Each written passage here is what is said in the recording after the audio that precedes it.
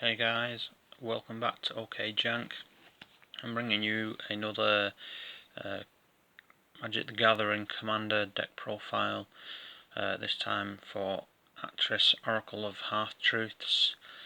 It's two blue and a black for the legendary Human Advisor, who's a 3/2 with Menace. When he enters the battlefield, he has a effect that your opponent looks at the top 3 cards of your library, separates them into a face down pile and a face up pile, and then you put one into your hand and the other into your graveyard.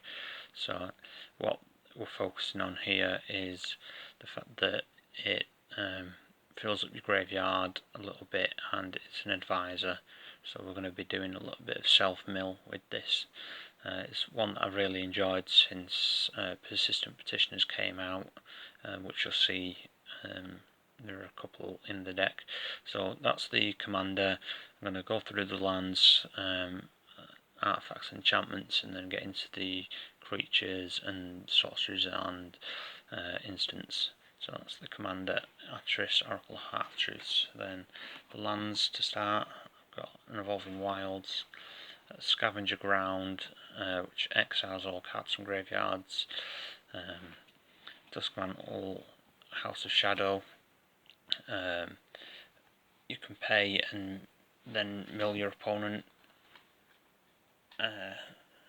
or have target player put the top cards of his or her library into their graveyard. So you can either do this deck to target your opponents and mill your opponents out, or you can win by self-mill.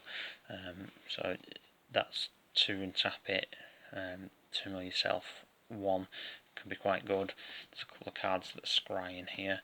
Then Tainted Isle adds a colourless, but then if you have a swamp it taps for black or blue. Darkwater Catacombs doesn't tap for anything itself, but helps you filter colourless into a black and a blue. Watery Grave, you can pay 2 life so it doesn't enter tapped, taps for black and a blue. Sunken Hollow, if you have 2 or more basic lands it doesn't come in tapped. Choked Estuary, you reveal a swamp or an island and it comes in untapped, black and a blue. Temple of Deceit allows you to scry 1, which is useful for just making sure you're not going to be drawing into something dead on your next draw, or you're not milling one of your key pieces. Joie Isle Refuge, you just gain a life but it comes in tapped, taps for a black and a blue. Tamir Aqueduct, return a land to your hand, taps for black and blue. Then going to the single colour lands now. So Witch's Cottage comes in tapped unless you control 3 or more other swamps, and when it comes in untapped you can put a creature card from your graveyard on top of your library, so a little bit of recursion there. Castle Lochthwain comes in tapped unless you control a swamp, and then you can pay 1 and 2 black and tap it to draw a card, then lose life equal to the number of your cards in your hand. Drawing cards is always useful when you're in black, so having a utility land that taps for a colour and allows you to draw without killing itself off when your blue in the deck isn't your primary draw power, or isn't focused on draw power, is really useful. Bajuka Bog enters tapped but exiles all cards from another target player's graveyard, so if you do go down the route of milling your opponents, or if they have a graveyard synergy in their deck, you can just exile it and it cut them off from a lot of the stuff. And then Darkmoor Salvage enters tapped but taps for a black, and then it has Dredge 2, which is if you would draw a card instead, you can mill 2 cards to add this card from your graveyard to your hand, otherwise you then draw a card. So it allows you to keep milling when you've milled this into your graveyard, which is you can get to happen quite easily. And it's just into basics. I'm just dividing it equally between black and blue, 11 islands and 11 swamps. You can play around with that. I think it needs a little bit more blue in it, but overall it works alright. We've got quite a well balanced mana base for colour sources. So then I'll go into the artifacts just quickly. So I've got a Dimir Key Rune, attacks are a black and a blue, becomes a, and then you can pay a black and a blue, then it becomes a 2/2, which isn't important. Dimir Locket, attacks are a black and a blue, and then you can pay 4 and tap it and sack it to draw 2. Dimir Cluestone, taps for a black and a blue, and then you can pay a black and a blue and tap it and sack it to draw a card. And then we've got a Dimir Signet, again doesn't tap for anything itself, but helps filter if you've got spare colourless. Corrupted Graphstone, enters tapped, but then you choose a card, colour of a card in your graveyard, add 1 mana of that colour to your mana pool. So because you self-mill is the way to go, it's a nice little synergy there, and I just love the artwork on it. Firemind Vessel, enters tapped but adds 2 mana of different colours, which is useful. Altar of the Pantheon, your devotion to each colour and each combination of colours is increased by 1. And then you can add 1 mana, tap to add 1 mana of any colour, and if you control a god or a demigod or a legendary enchantment, you gain 1 life. That's not going to gain you life, but it's the devotion that's important. Kefnet's Monument, blue creatures you cast cost 1 generic less, and then whenever you cast a creature spell, target creature an opponent controls doesn't untap during its next untap step. That's useful if your opponent starts attacking into you before you can get your win con out, or if they realise and they're trying to take you out of the game before you can get it. Just tapping and stopping them untapping can be quite useful, especially with the amount of creatures we can be casting each turn. So if you do manage to get a big hand and a lot of mana. So enchantments, to help keep some hand, Dictative Crucifix has flash at the beginning of each player's draw step. That player draws an additional card. It's really powerful, just for 3 mana, flashing at your opponent's turn before they pass the turn to you, and then you're the first person that draws an additional card and just keeps refilling your hand as long as it's on the field. Can be really powerful. Then Omen of the Seas for 1 and a blue has flash. When it enters, it scries 2 and you draw a card, and then you can pay 3, sack it, and then scry 2. The scry is useful again. Scry is always useful in a self-mill deck. Make sure you're keeping the important pieces where they should be, and the not so important pieces can be milled away then. And then Omen of the Dead for 1 black, it has flash. When it enters, return target creature card from a graveyard to your hand, and then you can pay 3, sack it, and scry 2. So that's the enchantments. Not a whole lot, but they're really useful little utilities, all having flash. So then the creatures, as I said, focusing on advisors. So the best advisors out there at the moment. Persistent Petitioners. I'm running 24 of them in the deck. It's a 1 and a blue for a 1/3, which you can pay 1 into and tap it to have target player mill 1, but then you can tap 4 untapped advisors you control to have target player mill the top 12 cards. And the reason I'm running 24 is because you can have as many of them in your deck as you want.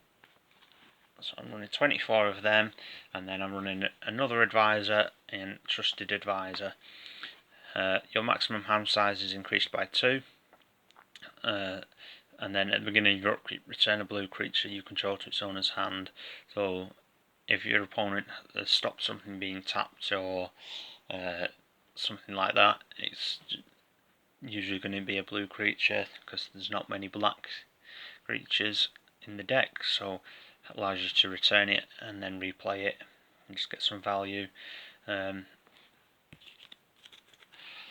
Then we've got a Sage Road Denizen. Just when another blue creature enters the battlefield under your control, target player puts the top 2 cards of the library into the graveyard. So again, just a little bit more mill. Notion Thief with the enchantment allowing everyone to draw another card. We want to benefit more and keep refilling our hand, make sure we're not missing pieces.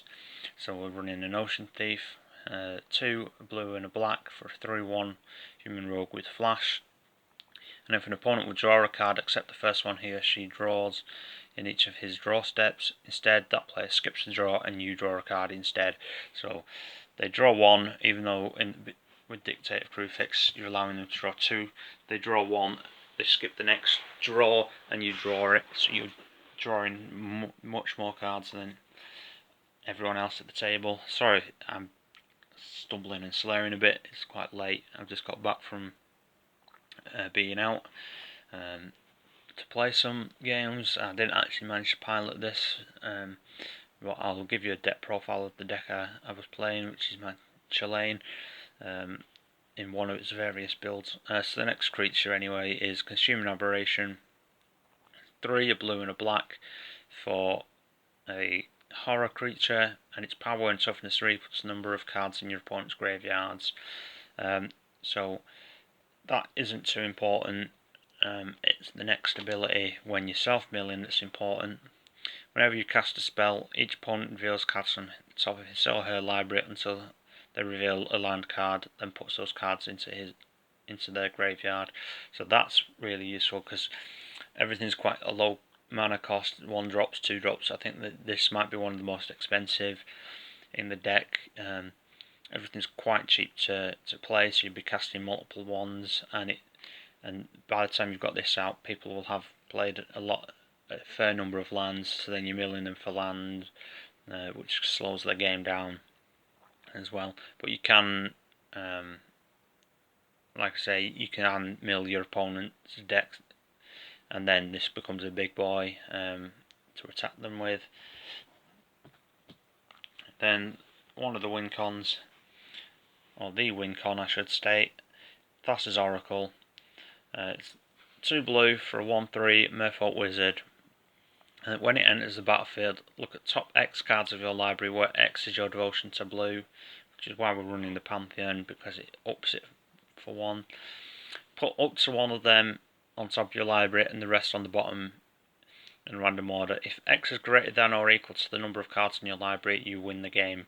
So if you get 1 card left, you play this and you instantly just win the game. Because you have more blue pips in the corner to build your devotion. And instants and sorceries, getting to now. So an opt is a cheap scry and a draw. A thought scour, target player puts the top 2 cards of his or her library into the graveyard and draw a card, so you can target yourself or your opponent, and you still get the draw. Then a brainstorm, you draw 3 cards, then put 2 from your hand on top of your library in a random order, or in any order I should say, so it allows you to potentially mill some more off. That and Thought Scour allow you to cycle what you draw in, mill the 2 that you don't want if you don't want them, or that and opt as well allows you to organise the top and draw 2 cards for 2 basically.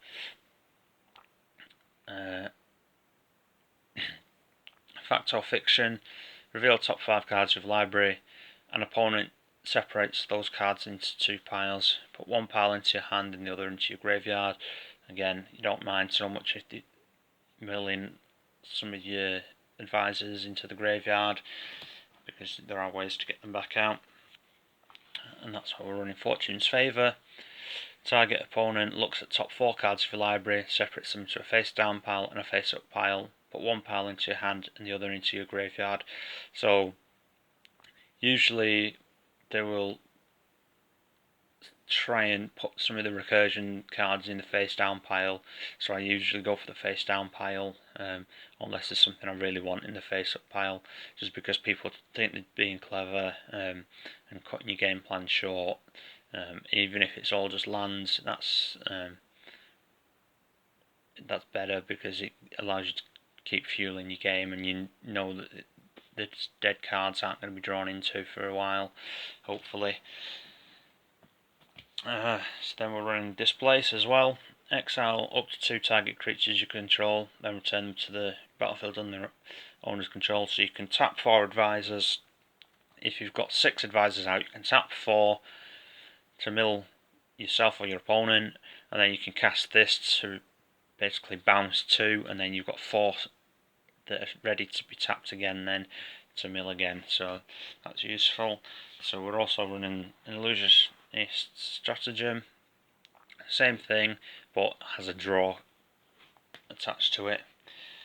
Then instant speed, big mill. If you haven't got your win con out, give you another chance and mill some of your opponents out. Shuffle all cards from your graveyard into your library. Target player puts that many cards from the top of his or her library into his or her graveyard. So with them drawing cards and you drawing cards and milling yourself, if you've not got your win con, that's a way to reset a little bit. So we've also got Sweet Oblivion. Target player puts the top 4 cards of his or her library into their graveyard, and then it has Escape for 4, and then you exile 4 other cards from your graveyard.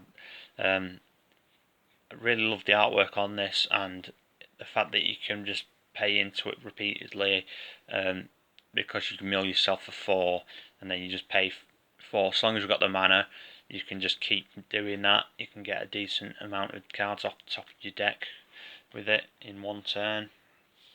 Then we've got Traumatize, just for if you have Thassa's Oracle, you have a bit of a board state, you want to instantly mill half your deck, tap your advisors, mill yourself, cast Thassa's Oracle. The only thing I'd say with the decks, there's no counters. As you see, we're now moving into the sorceries, so there's no counters in the deck to protect your Thassa from going into the graveyard. You just have to hope you get the recursion pieces then to redo it. And then Retraced Image, reveal a card in your hand, then put that card into play if it has the same name as a permanent in play. So it's just a cheaper way of getting another advisor out if you've 1 mana short at any point. Or if your opponent's playing some of these cards, also lets you play them. Then we've got Mitotic Manipulation. Look at the top 7 cards of your library, put 1 of them onto the battlefield if it has the same name as a permanent, and then put the rest on the bottom in any order. So allows you to kind of stack the deck a little bit, but also just is to get the advisor out. It's unfortunate if your Thassa is in the other cards, but there's ways to get that out. So then we've got Whispering Madness, which is just a wheel. Each player discards his or her hand, then draws cards equal to the greatest number of cards a player discarded this way. And it has Cipher, so you can cipher it onto a creature so that when it deals combat damage, it triggers it again. But that's not what it's in there for. It's just in there for one time wheel. And then Secret Salvage. Exile target non-land card from your graveyard, and then you can search your library for any number of cards with the same name as that card, reveal them and put them into your hand, then shuffle your library. So this is a good way of getting a lot of advisors out of your deck at once, so it deck thins, so you're closest to your win con, and it allows you to then cast them because they're just in your hand, which is partly why the advisor that's bumping my hand size up is in the deck, just because it allows me to hold 2 more advisors for the next turn. Then got a Scheming Symmetry, just because if somebody's clearly winning, you want to be able to team up, and this is a nice way of being friends with someone for a turn or 2 by allowing them to get something from their deck as well. Rustic Tutor. I don't like playing straight up ones that add to your hand all the time. So this allows just, you can be either really cautious and wait until everyone's tapped, or someone will tap to counter this basically. So it's just a nice way of being slightly more fair about it. But then I am also running Diabolic Tutor for when I do need to get something that's really needs to be in my hand for me to win. And it's a deck shuffle. And I've got Stitch Together, which is 2 black, return target creature card from graveyard to your hand. And then Threshold, return that card from your graveyard to the battlefield instead. If 7 or more cards are in your graveyard, they will be. So it will help just get your Thassa. Then Boneyard Parlay, exile up to 5 target creature cards from graveyards. An opponent separates all piles into 2 piles, and then put all cards from the pile of your choice onto the battlefield under your control, and the rest into their owner's graveyard. So if your opponent's got something that you really want, you can do this, but you just keep it for Thassa usually, and then you just play Thassa from your grave, and then hopefully it triggers the win for you. So then I've got Twilight's Call, 4 and 2 black sorcery, but you can cast it anytime you could cast an instant by paying 2 more, so it's 6 and 2 black. Each player returns all creature cards from his or her graveyard to the battlefield, so you do that just to get your field back, and then you mill yourself or your opponents and win. Finale of Eternity, X and 2 black, destroy up to 3 target creatures with toughness X or less. If X is 10 or more, return all creature cards from your graveyard to the battlefield. So you just want to tap 10 into it, just to return everything from your graveyard. It doesn't matter what you're destroying. Just want to get everything back from your graveyard to the battlefield. And they come in untapped, so then you can tap them down with their abilities and mill again. So, and then Demonic Betrayal, if your opponent's got something and you're going on the mill your opponent route, it just allows you to play some things from their graveyards. So that's the deck for Atris, Oracle of Half-Truths. Hope you guys have enjoyed. Leave a like, comment and subscribe, and I'll catch you next time.